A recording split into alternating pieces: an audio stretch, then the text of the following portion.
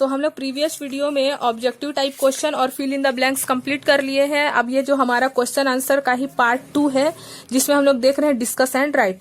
3 solid which are made up aluminium, steel and wood respectively have same shape value, say which this solid will have more inertia and Y.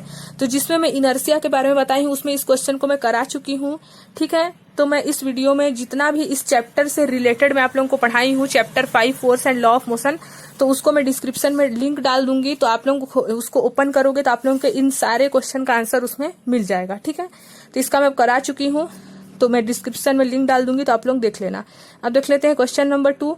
ये वाला भी बता चुकी हूँ। Utensil made of glass break falling on the ground but not when they fall on sand, why is it so. ये भी बता चुकी हूँ। Write down mathematical representation of second law of motion, जिसमें मैं सेकंड लॉ ऑफ मोशन के बारे में बताई हूँ, उसमें मैं इसके बारे में भी बता चुकी हूँ, इसका mathematical representation.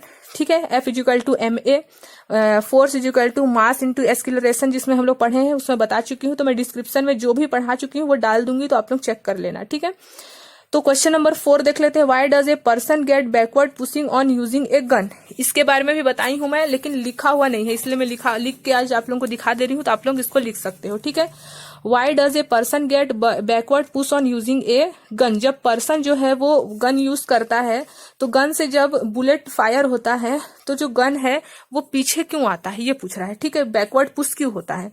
When a person is holding the gun both the bullet and gun are rest. जब गन पकड़े हुआ तो उसके अंदर जो जैसे गन है उसके अंदर जो बुलेट है वो उस टाइम रेस्ट में है, अंदर में ही है, अभी वो फायर नहीं किया है। ठीक है, when the bullet gains a linear momentum. जब बुलेट जो है वो लीनियर मोमेंटम, मतलब कि उसमें लीनियर मोमेंटम मतलब P is equal to M into V, mass और वेलोसिटी होगा तभी तो वो बुलेट गन से बाहर निकलेगा, है ना।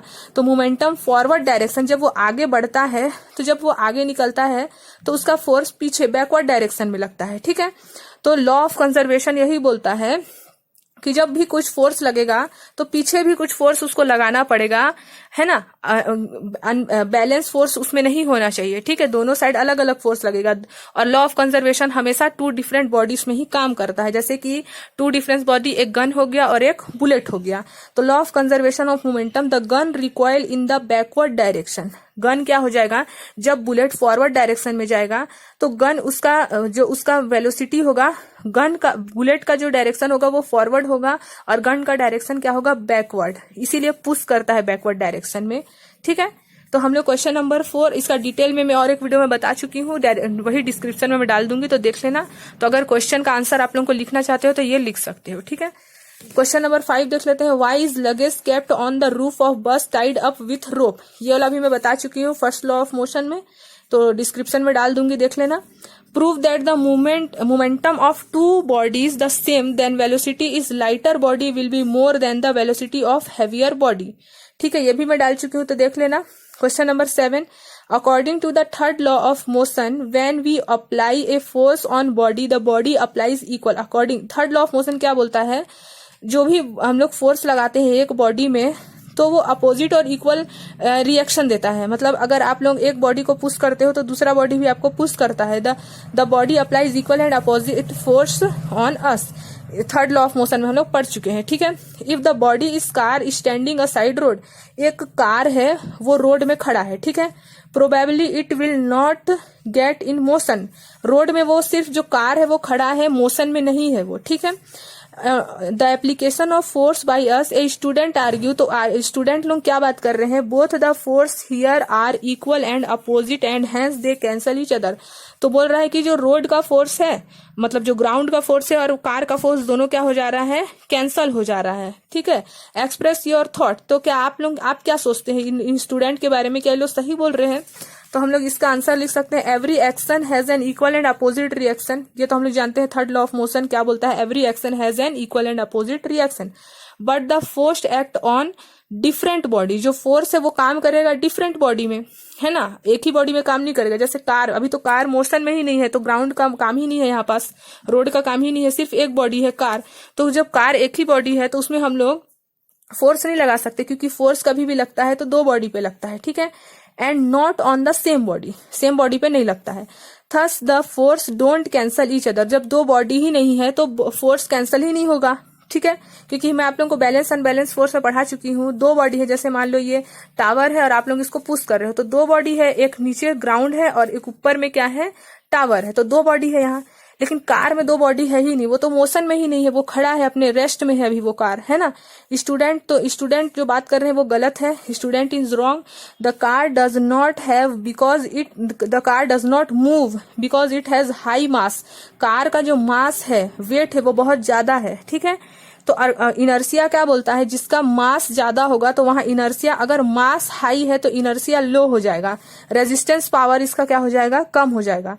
Student can not exert the force needed to make car move, इसीलिए जो कार है वो मूव नहीं करेगा, ठीक है, क्योंकि कार जो है वो बहुत ज्यादा हाई है, ठीक है, और वो वहीं खड़ा है इसीलिए।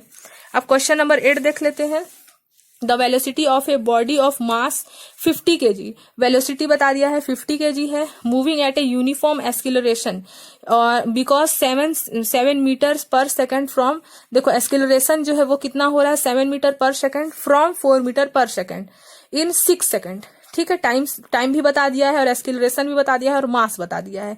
Calculate initial and final momentum, momentum का फॉर्मूला हम लोग जानते हैं m into v, mass into velocity. तो हम लोग को इनिशियल मोमेंटम और फाइनल मोमेंटम फाइंड करना है। इनिशियल मोमेंटम फाइंड करना है मतलब स्टार्टिंग पॉइंट, और फाइनल मोमेंटम मतलब कि फाइनल जहां हमारा डेस्टिनेशन पॉइंट होता है उसको हम लोग फाइनल मोमेंटम बोलते हैं of the body and force applied on it, और फोर्स भी फाइंड करना है, ठीक है। तो सबसे पहले हम लोग इनिशियल मोमेंटम और फाइनल मोमेंटम फाइंड कर लेते हैं, क्योंकि m इंटू वी, m मास दिया हुआ है और इनिशियल 4 मीटर पर सेकंड, देखो फ्रॉम है मतलब यहां से यहां चल रहा है तो स्टार्टिंग पॉइंट तो 4 ही है, इसलिए मल्टीप्लाई किए तो हमारा 2000 kg मीटर पर सेकंड आया P1, मतलब कि इनिशियल मोमेंटम, और P2 निकालेंगे तो मास तो 50 kg ही है, बस हमारा एक्सेलरेशन चेंज हुआ है 7 मीटर पर सेकंड, मल्टीप्लाई किए यहाँ 7 होगा, 7 मीटर पर सेकंड, तो क्या आ जाएगा यहाँ पास हमारा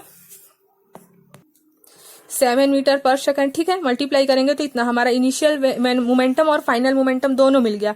अब हम लोग को फोर्स फाइंड करना है। फोर्स का फॉर्मूला हम लोग जानते हैं, अगर मोमेंटम चेंज हो रहा है तो change in momentum upon time interval, change in momentum, initial momentum भी है फाइनल मोमेंटम भी है, दो मोमेंटम है, यानी कि मोमेंटम चेंज हो रहा है फोर्स लगाने में, और टाइम भी गिवन है 6 सेकंड। तो चेंज इन मोमेंटम को हम लोग P2 माइनस P1 कर दिए, मतलब final momentum minus initial momentum upon time. Final momentum 350 है kg पर मीटर सेकंड, सॉरी किलोमीटर है, kg नहीं है, किलोमीटर है, ठीक है। और जो हमारा P1 है इनिशियल 2000 है, दोनों को माइनस करेंगे तो 150 आएगा, 2000 नहीं है 200 है, ठीक है। 150 अपॉन 6 सॉल्व करेंगे इसको तो 25 kg मीटर पर सेकंड, और kg मीटर पर सेकंड स्क्वायर को ही हम लोग क्या लिखते हैं, न्यूटन, क्योंकि फोर्स का ऐसा यूनिट क्या होता है, न्यूटन, ठीक है। तो kg मीटर पर सेकंड स्क्वायर को ही हम लोग न्यूटन लिखते हैं, यानी कि इसमें जो फोर्स लग रहा है वो कितना लग रहा है, 25 न्यूटन का, ठीक है। क्वेश्चन नंबर 9 देख लेते हैं। A football and a tennis ball are in similar motion, एक फुटबॉल है और एक टेनिस बॉल है, और दोनों ही कौन से मोशन में है, सिमिलर मोशन में है, विथ सेम वेलोसिटी, मोशन भी सेम है, वेलोसिटी भी सेम है, ठीक है। Both the collide head on with each other and after some time they come to a stop, ठीक है। Of the time interval of collision in 1 second, जो time interval है कोलिजन का, टकराने का, वो 1 सेकंड है, ठीक है। Then which of two ball will more affected by the force, तो टेनिस बॉल और फुटबॉल में से कौन ज्यादा इफेक्ट करेगा, ठीक है। तो विच बॉल विल हैव, एक हमारे पास फुटबॉल है और एक टेनिस बॉल है, ठीक है।